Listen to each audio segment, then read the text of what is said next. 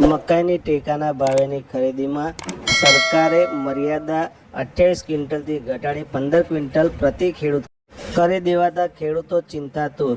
ખેડૂતો સંખેડા ખાતે જ્યારે ટેકાના ભાવે મકાઈ વેચવા માટે આવ્યા ત્યારે તેમને આ વાતની જાણ થઈ। ખેડૂતોએ ગોડાઉન મેનેજરને રજૂઆત કરી। સાથે સાથે ખેડૂતોએ આ અંગે શું જણાવ્યું આવો આ અહેવાલમાં જાણીએ।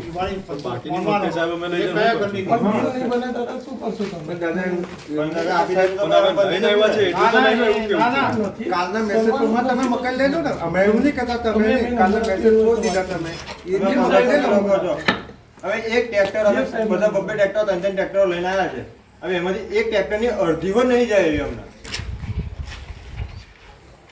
તમારે 10 વાગે પરિપત્ર આવ્યો, તમારે 10 વાગેથી તમારે ખેડૂતોને ફોન કરીને કહેવું જોઈતું હતું કે તમે હજુ ના નીકળ્યા હોય તો તમે ના નીકળશો।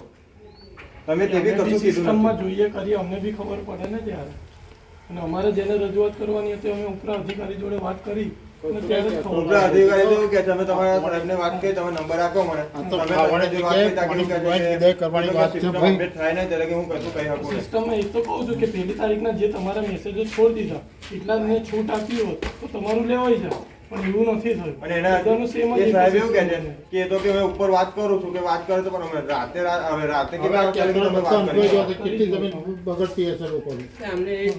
અમે ગઈકાલે વરસાદ અને અમે હાથી જ મકેલ આવ્યા છે। ટ્રેક્ટર મળતું નહીં, મોટા ટ્રેક્ટર કેટલી કામે લાગે છે।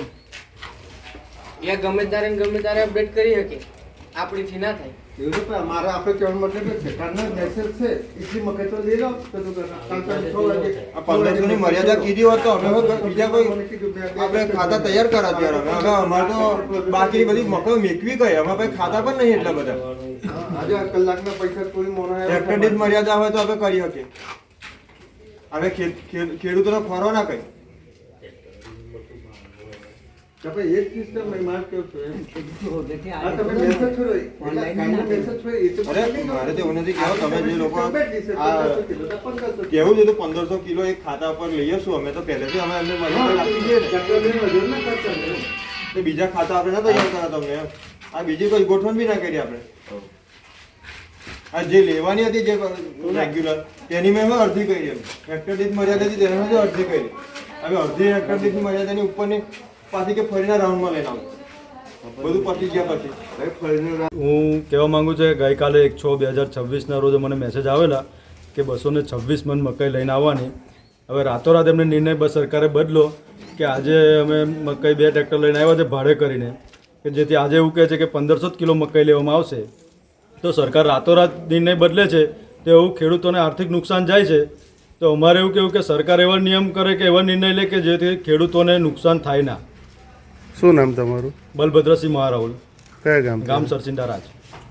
હા, એટલે 2811 કિલો જે લેવાની છે એની અંદરથી અત્યારે 1500 કિલો લેવા માટે જ આ લોકો આ એ થયા છે, બંધાયા છે।